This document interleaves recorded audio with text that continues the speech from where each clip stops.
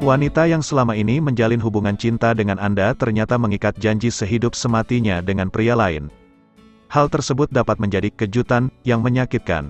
Tergantung kepada hubungan Anda dengannya, ada kemungkinan Anda akan mengalami beragam emosi. Untungnya, ada beberapa langkah yang bisa diambil untuk memulihkan diri saat terpukul karena sang kekasih menikahi pria lain. Selain itu, Anda juga bisa memfokuskan diri untuk bangkit dan kembali menjalani hidup, serta menangani sisa-sisa luka akibat pengkhianatan yang dialami.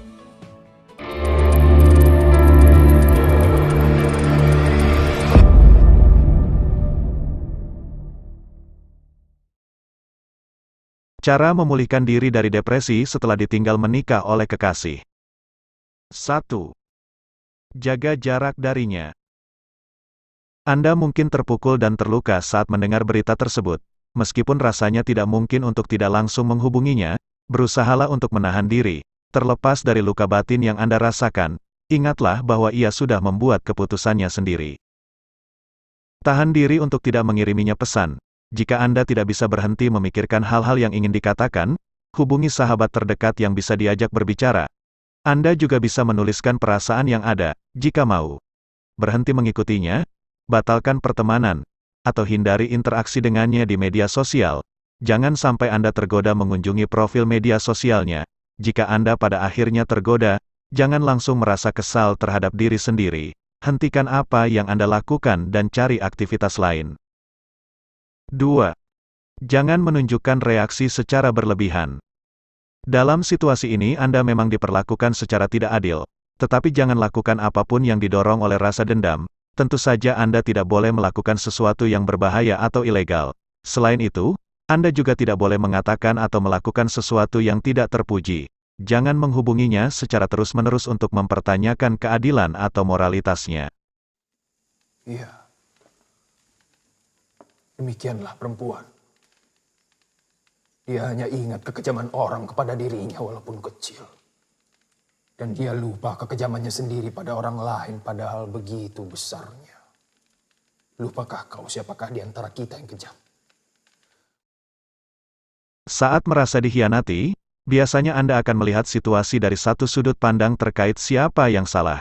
Jangan biarkan pikiran dan perasaan yang muncul di awal mengarahkan perilaku Anda. Jangan berbuat onar atau bersikap histeris. Ini artinya Anda perlu menghindarinya jika kemungkinan Anda akan menunjukkan tanggapan emosional yang berlebihan saat bertemu dengannya. Ketika itu kau antarkan saya ke simpang jalan. Kau berjanji akan menunggu kedatanganku, berapapun lamanya.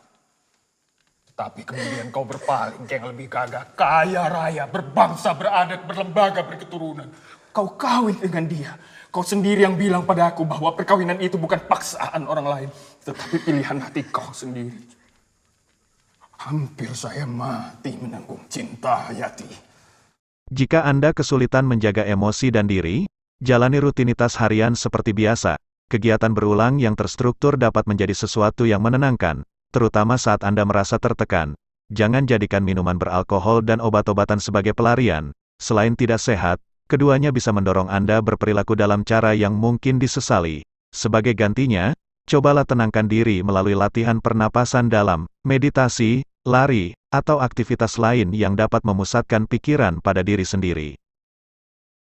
3. Ingatkan diri sendiri bahwa yang terburuk sudah berlalu. Sekali lagi, hal ini tidak lantas menghapus luka yang Anda rasakan. Namun, Anda bisa mulai memahami pentingnya bangkit dari luka yang ada dan kembali menjalani hidup. Anda sudah mendengar berita traumatis, dan pengalaman tersebut memungkinkan Anda untuk menghadapi kenyataan pahit secara lebih tegar dan bangkit dari keterpurukan. Jika pendekatan yang lebih blak-blakan dirasa lebih tepat, ingatkan diri sendiri bahwa Anda tidak memiliki pilihan dalam situasi ini. Anda harus bangkit dan sadar bahwa pada akhirnya Anda bisa pulih, meskipun hal tersebut terasa tak memungkinkan untuk saat ini. Berbanggalah saat Anda berhasil bertahan. Saat bayang-bayangnya muncul setelah Anda cukup lama tidak memikirkannya, berikan selamat kepada diri sendiri karena sudah berhasil bangkit dan menjalani hidup, meskipun mungkin Anda merasa tidak bisa melakukannya. 4. Cari sumber dukungan. Meskipun terdengar berat, apa yang Anda alami kemungkinan memicu duka yang mendalam. Berduka sendiri merupakan sebuah proses yang harus dilalui dan pada momen ini, Anda membutuhkan dukungan tambahan dari orang lain. Hubungi sahabat atau anggota keluarga, terutama mereka yang pernah melewati perpisahan yang pahit. Fokuskan waktu Anda untuk diluangkan bersama orang-orang yang bisa membuat Anda berbahagia. Para pendengar yang baik dengan sikap positif adalah sosok terbaik untuk membantu Anda pulih. Selain itu, pastikan Anda juga dikelilingi oleh orang-orang yang memungkinkan Anda untuk berbicara secara jujur, tanpa takut dihakimi atau dikritik. Cari teman-teman baru. Saat berkencan, biasanya orang-orang menyadari bahwa jaringan sosialnya mengecil. Kondisi ini bisa memburuk jika sebagian besar teman Anda juga berteman dengan sang kekasih. Jangan ragu untuk menghubungi orang-orang yang Anda sukai. Kemudian rencanakan aktivitas sederhana dan perhatikan apakah Anda bisa langsung berteman akrab dengannya. Jangan ragu meminta bantuan secara terang-terangan. Anda bisa mengatakan, misalnya, "Hei, bolehkah aku bercerita tentang sesuatu? Kurasa aku akan merasa lebih lega dan aku akan menghargai saranmu." 5. Sadari bahwa hubungan Anda dengannya memang tidak ditakdirkan untuk berlanjut. Salah satu hal tersulit dalam perpisahan dengan pasangan adalah mengikhlaskannya. Meskipun salah satu pihak telah bangkit, Anda mungkin masih terpaku dan berandai-andai. Namun, ingatkan diri sendiri bahwa ada beberapa alasan yang membuat hubungan tersebut tidak berhasil. Bercerminlah kepada perasaan Anda saat masih berkencan dengannya. Seringkali, kita terlalu sering memikirkan hal-hal manis dalam hubungan sebelumnya. Mungkin saja selama ini Anda pun mempertanyakan hubungan yang dijalani. Terimalah bahwa ia telah bangkit dan melupakan Anda. Mungkin Anda masih menyimpan harapan bahwa segala sesuatunya akan baik-baik saja, dan Anda masih memiliki kesempatan untuk menjalin hubungan dengannya. Memang menyakitkan untuk melepaskan atau merelakan mimpi-mimpi tersebut. Tetapi pernikahannya merupakan jawaban telak atas semua pertanyaan yang tersisa. Hubungan Anda dengannya telah berakhir. Meskipun Anda tidak yakin bahwa hubungan tersebut memang ditakdirkan untuk berhasil, menjadi pihak yang ditinggalkan tetap menyakitkan. Namun, ingatkan diri sendiri bahwa Anda masih terpaku kepadanya karena munculnya jarak yang jauh dengannya secara tiba-tiba. 6. Ikuti minat Anda. Setiap orang pasti memiliki hal-hal yang ingin dilakukan, dicoba, atau dipahami.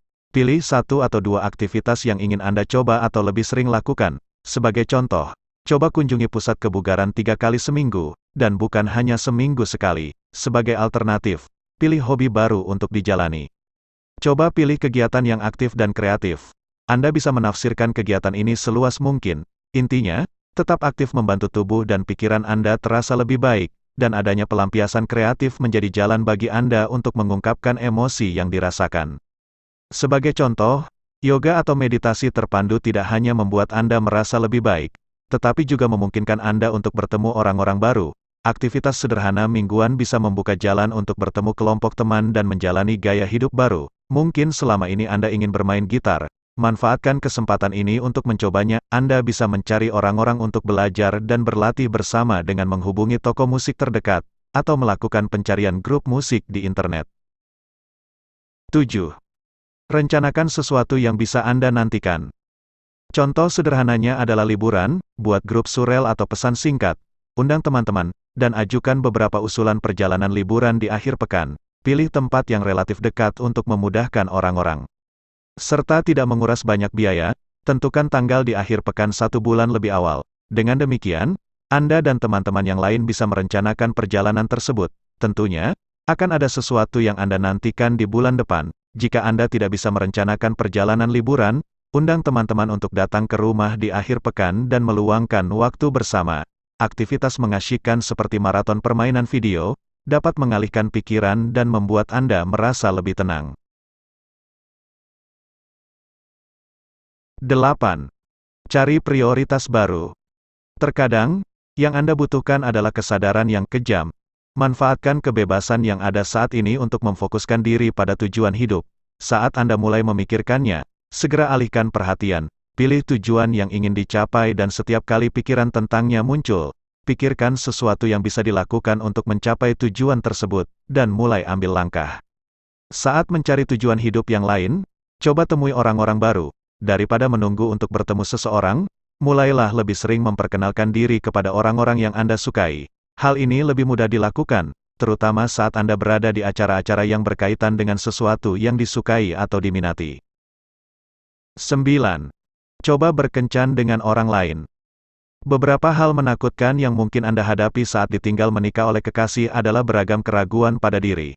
Mungkin Anda mulai mempertanyakan kemampuan diri untuk mempercayai seseorang atau menjaga hubungan. Hilangkah keraguan tersebut dengan mengencani orang lain? Manfaatkan kebebasan yang ada saat ini. Namun, tidak berarti Anda harus langsung menjalin hubungan yang lebih serius. Sebenarnya, Anda tidak boleh langsung terikat dalam hubungan serius. Namun, Anda tentu saja bisa berkenalan dengan barista manis yang selalu Anda kagumi.